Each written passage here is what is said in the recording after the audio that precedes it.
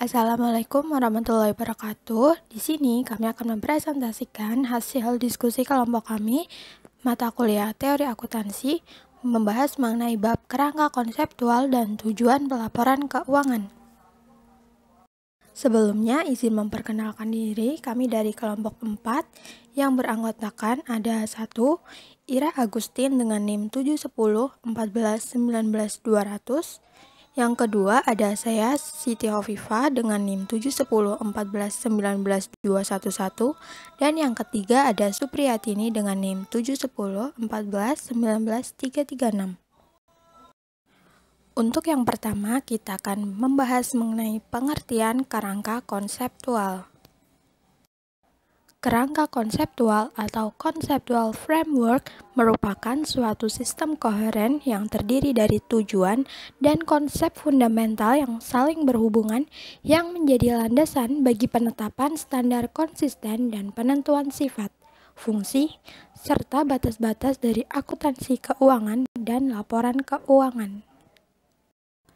Kerangka konseptual ini bersifat dinamis dan dapat berubah ataupun diperbarui. Nah, di sini terdapat beberapa manfaat dari kerangka konseptual. Yang pertama yaitu ada landasan bagi penyusunan standar akuntansi yang baik dan konsisten. Yang kedua, meningkatkan pemahaman dan keyakinan pemakai laporan keuangan atas pelaporan keuangan entitas.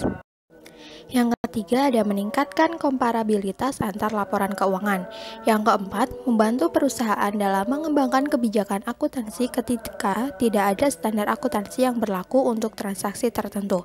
Yang kelima, yaitu membantu pemangku kepentingan untuk memahami dan menafsirkan standar akuntansi. Dan yang keenam, yaitu memungkinkan akuntan untuk mengambil keputusan akuntansi secara tepat dan fokus pada perlakuan yang rasional dan dapat diterima. Selanjutnya, kita akan membahas mengenai kerangka konseptual IFRS. Tentunya, kita akan membahas mengenai tahapan-tahapan yang ada sebagai satu kesatuan yang terlihat seperti gambar piramid. Nah, pada tingkatan pertama ini, berangkat dari tujuan pelaporan keuangan. Tingkatan ini yang kemudian menjawab pertanyaan apa sesungguhnya tujuan dari akuntansi sendiri serta mengapa praktik akuntansi itu seperti demikian. Hal yang menjadi fokus akuntansi yang kita jalankan saat ini adalah tujuan dari pelaporan keuangan itu sendiri, di mana tujuan dari praktik akuntansi adalah untuk memberikan informasi yang berguna bagi stakeholder dalam rangka pengambilan keputusan. Selanjutnya yaitu pada tingkatan kedua, di sini kita berbicara mengenai elemen laporan keuangan apa saja yang harus disajikan serta bagaimana karakteristik kualitatif yang memenuhi elemen laporan keuangan serta karakteristik kualitatif ini tentu untuk memenuhi tujuan pelaporan keuangan pada tingkatan pertama di atas tadi. Selanjutnya yaitu tingkatan ketiga, di sini kita menguraikan bagaimana implementasi dari akuntansi itu sendiri untuk dapat memenuhi tujuan pelaporan keuangan. Konsep ini menjelaskan apa, kapan, dan bagaimana serta unsur dan kejadian ekonomi harus diakui, diukur, dan dilaporkan oleh sistem akuntansi. Dalam level ketiga ini diuraikan asumsi, prinsip, dan kendala yang digunakan dalam pengakuan, pengukuran, dan juga pengungkapan. Selanjutnya kita akan membahas subbab berikutnya yaitu tujuan pelaporan keuangan. Nah, di sini kita akan membahas tentang tujuan pelaporan keuangan. Tujuan pelaporan keuangan itu ada 3. Yang pertama yaitu untuk menyediakan informasi yang berguna tentang aktivitas bisnis dan ekonomi untuk membuat keputusan investasi serta kredit. Tujuan yang kedua yaitu untuk menyediakan informasi untuk membantu para investor dan investor profesional, kreditor yang ada dan potensial, serta pemakai lainnya tentang sumber daya ekonomi, klaim terhadap sumber daya tersebut, dan perubahan lainnya. Sedangkan tujuan yang ketiga yaitu untuk menyediakan informasi dalam nilai jumlah, waktu, dan ketidakpastian arus kas di masa depan. Laporan bertujuan umum lebih banyak diperuntukkan bagi pengguna eksternal. Nah, di sini saya akan menjelaskan 2 contoh laporan keuangan yang bertujuan umum dan bertujuan khusus. Yang pertama, kita akan membahas mengenai contoh laporan keuangan bertujuan umum, yaitu laporan keuangan auditan dalam website Bursa Efek Indonesia. Dan yang kedua yaitu contoh laporan keuangan yang bertujuan khusus. Contohnya seperti laporan keuangan fiskal untuk bertujuan perhitungan pajak suatu perusahaan. yaitu karakteristik kualitatif informasi akuntansi. Karakteristik kualitatif informasi akuntansi dikelompokkan menjadi dua, yaitu karakteristik kualitatif fundamental dan karakteristik kualitatif peningkat. Karakteristik kualitatif fundamental terdiri dari dua karakteristik. Yang pertama yaitu relevan, artinya informasi yang diberikan dapat memberikan perbedaan hasil dari keputusan. Informasi keuangan dikatakan relevan jika memiliki nilai prediksi, nilai konfirmasi, serta waktu yang tepat. Contohnya, informasi pendapatan tahun berjalan dan tahun sebelumnya dapat digunakan sebagai dasar untuk memprediksi pendapatan tahun depan. Yang kedua yaitu representasi tepat. Artinya laporan keuangan merepresentasikan secara tepat substansi atas kejadian ekonomi atau transaksi perusahaan. Agar dapat menunjukkan representasi yang tepat, terdapat 3 karakteristik yang harus dimiliki, yaitu lengkap, netral, dan bebas dari kesalahan.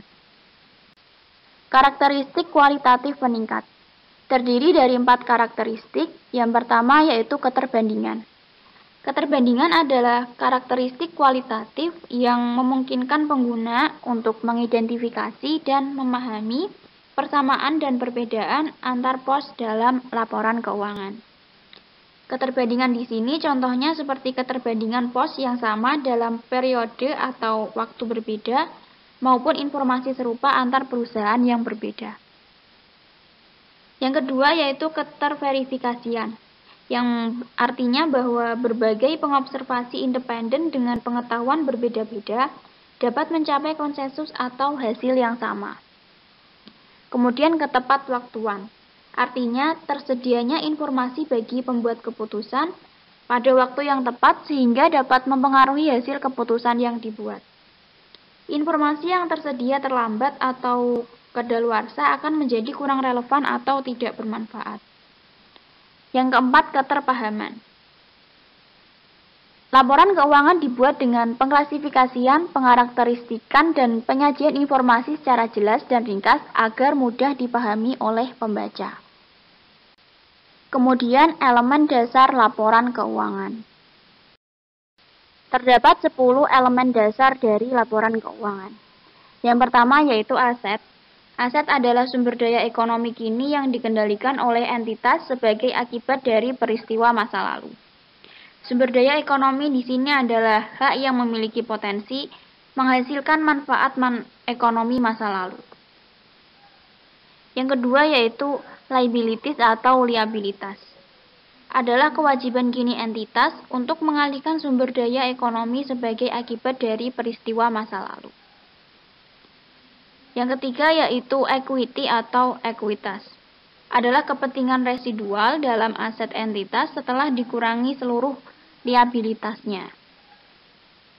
Yang keempat, investment by owner adalah kenaikan aset bersih sebuah perusahaan yang ditimbulkan oleh transfer sesuatu yang bernilai dari entitas lain kepada perusahaan tersebut untuk mendapatkan atau menaikkan kepentingan kepemilikan atau entitas di dalamnya.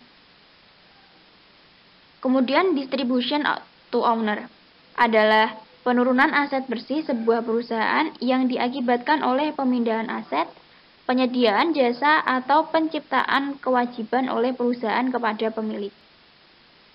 Kemudian comprehensive income adalah perubahan ekuitas atau aset bersih sebuah entitas dalam suatu periode yang diakibatkan oleh transaksi dan kejadian lain yang bukan bersumber dari pemilik. Hal ini termasuk semua perubahan ekuitas selama suatu periode kecuali perubahan yang diakibatkan oleh investasi oleh pemilik dan distribusi kepada pemilik. Yang ketujuh, revenue. Revenue adalah peningkatan aset atau penurunan liabilitas yang menghasilkan peningkatan ekuitas selain yang berkaitan dengan kontribusi dari pemegang klaim ekuitas. 8 yaitu expense adalah penurunan aset atau peningkatan liabilitas yang mengakibatkan penurunan ekuitas selain yang berkaitan dengan distribusi ke pemegang klaim ekuitas. 9 yaitu gain adalah kenaikan ekuitas atau aset bersih sebuah perusahaan yang ditimbulkan oleh transaksi periferal atau insidentil dari semua transaksi dan kejadian lain, serta situasi yang mempengaruhi perusahaan selama suatu periode, kecuali yang berasal dari pendapatan atau investasi oleh pemilik.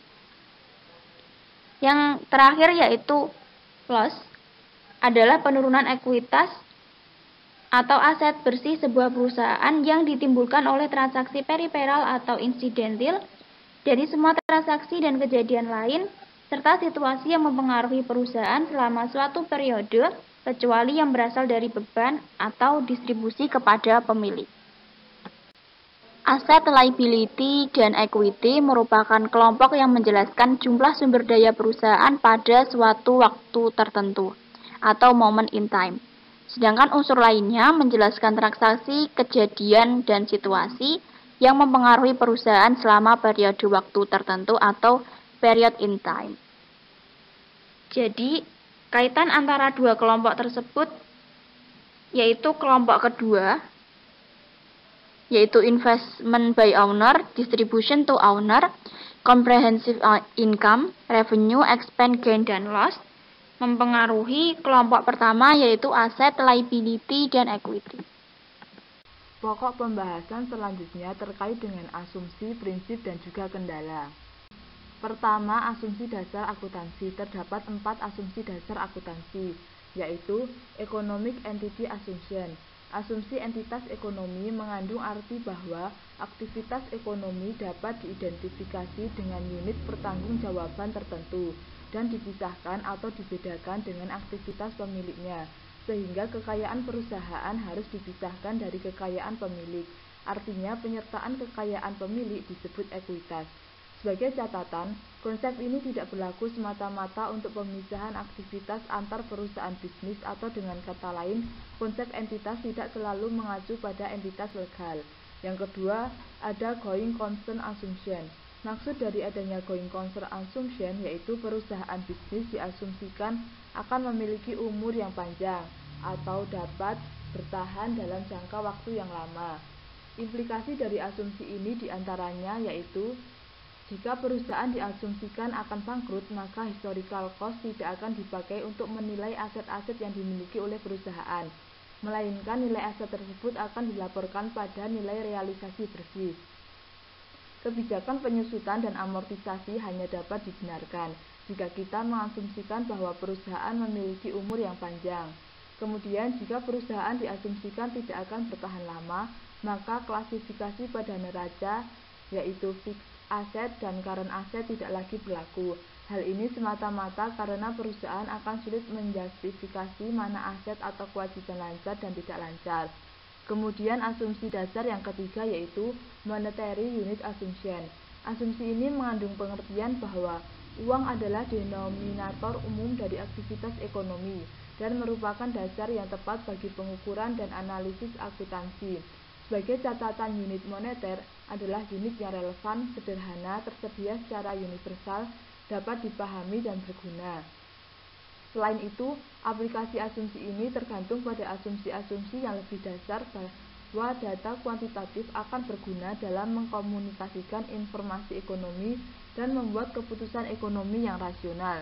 Dan yang terakhir ada periodicity assumption. Latar belakang atau alasan adanya asumsi ini yaitu pemakai perlu diberitahu tentang kinerja dan status ekonomi perusahaan dari waktu ke waktu agar dapat mengevaluasi dan membandingkan dengan perusahaan lain. Selanjutnya yang kedua, prinsip dasar akuntansi. Pertama, historical cost principle. Pemakaian prinsip ini tidak lain karena perusahaan perlu menentukan nilai jual dari setiap aset setiap kali mereka ingin menentukan laba. Di mana jika kita menggunakan penilaian yang lain, maka akan rentan dengan adanya sikap yang subjektif dan juga rentan terhadap biasnya informasi tersebut. Namun dewasa ini tampaknya pelaporan untuk aset dan kewajiban mulai menuju ke penggunaan nilai wajar sebagai basis pengukurannya. Yang kedua, revenue recognition principle. Pendapatan umumnya diakui jika telah direalisasi atau dapat direalisasi dan telah dihasilkan. Adapun maksud telah direalisasi adalah jika produk, barang, dan jasa barang dagang atau aset lainnya telah dipertukarkan dengan kas atau klaim atas kas. Sedangkan maksud dari dapat direalisasi yaitu apabila aset yang diterima atau dipegang dapat segera dikonversikan menjadi kas atau klaim atas kas. Sebagai catatan, aset dikatakan dapat dikonversi menjadi kas apabila dapat dijual atau dipertukarkan ke dalam pasar aktif pada harga yang dapat ditentukan dengan mudah tanpa biaya tambahan yang signifikan. Sedangkan maksud dari telah dihasilkan yaitu apabila sebuah entitas telah melakukan apa yang harus dilakukan untuk mendapatkan hak atas manfaat yang dipresentasikan oleh pendapatan. Yang ketiga, matching principle. Maksud dari prinsip yang satu ini yaitu beban diakui bukan pada saat upah dibayarkan atau pekerjaan telah selesai dilakukan atau pada saat produk diproduksi, melainkan ketika pekerjaan atau jasa atau produk secara aktual memberikan kontribusi terhadap pendapatan. Namun dari prinsip ini memunculkan suatu permasalahan, yakni prinsip ini memungkinkan biaya tertentu ditangguhkan dan diperlakukan sebagai aset pada neraca. Meskipun dalam kenyataannya biaya yang ditangguhkan tersebut tidak memiliki manfaat di masa depan. Dan yang keempat, yang terakhir, full disclosure principle. Prinsip ini mengakui bahwa sifat dan jumlah informasi yang dimasukkan dalam laporan keuangan mencerminkan serangkaian trade-off penilaian, yakni kebutuhan untuk mengungkapkan cukup terinci hal-hal yang akan mempengaruhi keputusan pemakai laporan keuangan. Kemudian kebutuhan untuk memadatkan penyajian agar informasi dapat dipahami. Biasanya pemenuhan prinsip yang satu ini ditunjukkan dengan adanya note to financial statement yang berisikan informasi yang memperjelas atau memperkuat pos-pos yang disajikan dalam bagian utama laporan keuangan. Selain itu juga supplementary information juga turut mendukung prinsip ini, di mana informal suplementer ini dapat mencakup rincian atau jumlah yang merupakan perspektif yang berbeda dari yang dipakai dalam laporan keuangan. Sebagai contoh, cadangan gas dan minyak bumi yang dipakai oleh perusahaan dan gas. Selain itu, informasi suplementer ini juga mencakup penjelasan manajemen mengenai informasi keuangan dan pembahasan tentang signifikansi dari informasi keuangan tersebut.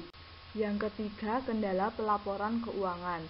Terdapat 4 kendala pelaporan keuangan, yaitu cost-benefit relationship. Maksud dari hubungan biaya manfaat yaitu biaya penyediaan informasi harus ditimbang terhadap manfaat yang bisa diperoleh dari pemakaian informasi tersebut. Dengan kata lain, biaya tidak boleh melebihi manfaat yang diterima dari penggunaan informasi tersebut. Ada beberapa kendala yang untuk membatasi biaya pelaporan, seperti pelaporan bisnis tidak boleh memasukkan informasi yang berada di luar keahlian manajemen, atau informasi yang tidak dapat disediakan dengan baik oleh manajemen, seperti informasi tentang pesaing. Kemudian, manajemen tidak boleh diwajibkan oleh perusahaan yang bersangkutan untuk melaporkan informasi yang akan membahayakan posisi kompetitif perusahaan secara signifikan. Manajemen tidak boleh diwajibkan untuk menyediakan laporan keuangan prediktif. Selain laporan keuangan, manajemen hanya perlu melaporkan informasi yang diketahuinya. Kemudian, unsur-unsur tertentu dari pelaporan bisnis hanya wajib disajikan jika pemakai dan manajemen setuju bahwa hal tersebut perlu dilaporkan. Kemudian, perusahaan tidak perlu melaporkan informasi yang berorientasi ke depan, kecuali informasi semacam itu merupakan alat yang efektif untuk menghindari kemungkinan litigasi. Kemudian, kendala pelaporan keuangan yang kedua, materiality. Kendala yang satu ini berhubungan dengan dampak suatu item terhadap operasi keuangan perusahaan secara keseluruhan. Dengan kata lain, suatu item akan dianggap material jika pencantuman atas pengabaian suatu item mempengaruhi atau mengubah penilaian seorang pemakai laporan keuangan. Perusahaan telah menetapkan suatu aturan umum, di mana bila suatu item di bawah 5% dari laba bersih, maka item tersebut dianggap tidak material. Namun perlu diperhatikan juga faktor-faktor kualitatif dan kuantitatif dalam penentuan material atau tidaknya suatu item. Selain itu juga SEC telah menegaskan bahwa perusahaan harus mempertimbangkan setiap kesalahan penyajian secara terpisah dan pengaruh agregat dari semua kesalahan dalam menentukan materialitas. Kemudian ada industri praktis. Kendala ini muncul karena dari nature suatu usaha perusahaan tertentu, di mana sebagai contoh, public utility companies melaporkan aset tidak lancar terlebih dahulu, dibandingkan dengan aset lancar pada neraca, di mana hal ini sebenarnya ingin menunjukkan bahwa karakteristik dari industri tersebut yakni capital intensive nature. Kemudian yang terakhir ada konservatif. Pengertian dari kendala yang satu ini yaitu jika ragu, maka pilihlah solusi yang sangat kecil kemungkinannya akan menghasilkan penetapan yang terlalu tinggi bagi aset dan income. Namun jangan disalahartikan bahwa kita boleh mengunderstate aset atau income tersebut. Pokok bahasan selanjutnya mengenai kerangka konseptual penyusunan laporan keuangan di Indonesia. Indonesia telah mengadopsi IFRS secara penuh sejak tahun 2012. Oleh karenanya, kerangka konseptual penyusunan laporan keuangan di Indonesia mengikuti konseptual framework yang dikeluarkan IASB. Adapun kerangka konseptual penyusunan laporan keuangan di Indonesia terdiri atas Bab 1, tujuan pelaporan keuangan bertujuan umum.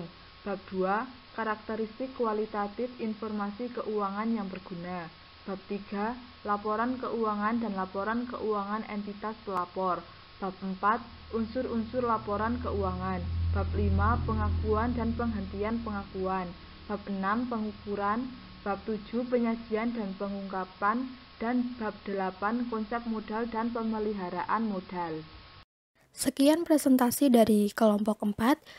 Apabila ada kesalahan, kami mohon maaf yang sebesar-besarnya, dan apabila ada pertanyaan, silakan kita diskusikan bersama-sama. Terima kasih. Wassalamualaikum warahmatullahi wabarakatuh.